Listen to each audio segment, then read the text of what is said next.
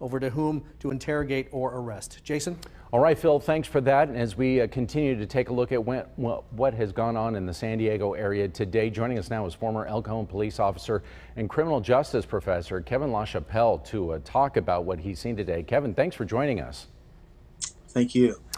Big change so far locally from what we have seen yesterday. Hopefully, for the most part, the peace, we can maintain that overnight. What's your reaction to what's gone on today? I think it's very unfortunate. The good thing, I think, is the San Diego agencies have very good collaboration with each other and support. And I think they've done a good job. I think that it's critical that, we want to have free speech for people, retain that, but you also want to make sure that you're protecting the citizens. And so you can't have a time where you retreat and then you have people that are attacking citizens with violence and setting things on fire and looting and all of that. So it's a tough thing. These officers have a very difficult job. I can't even imagine what they're all going through and trying to do the best job they possibly can in very difficult circumstances. Yes, and as you saw what was happening in downtown, I mean, officers and the demonstrators face to face, looking at each other, kind of waiting things out, how it was going to unfold. How do you think that was handled? Well, I was looking at the officers, and I can only imagine how many officers are contemplating inside, saying that they too did not like what they saw in the killing of that man.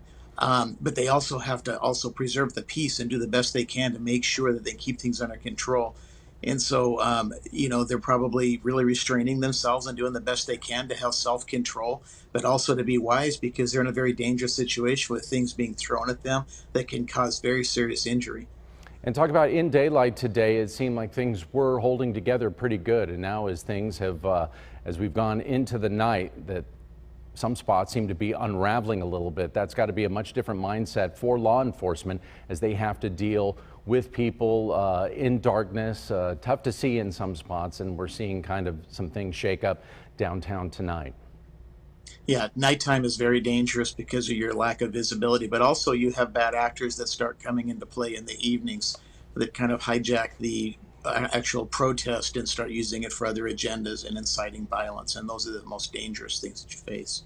Now, earlier when we were talking, you had mentioned about the challenge to trying to distinguish between legitimate protesters and perhaps people coming in from out of the area with the goal of nothing more than to just create problems. The reality is, as soon as someone would actually hurt through violence innocent people and start looting and burning things down, that's where you have to draw the line. That's not a protest. That is lawlessness. And to be honest, I think initially they should have had the National Guard deployed after the first night, because most experts really looked at this and saw this was going to continue to escalate. But you can't allow that. Government's primary role is to protect its citizens. And so you can't have people just lawlessly running around and then all these citizens and communities losing their livelihood with businesses burned down and all of these things. It's very, very tragic.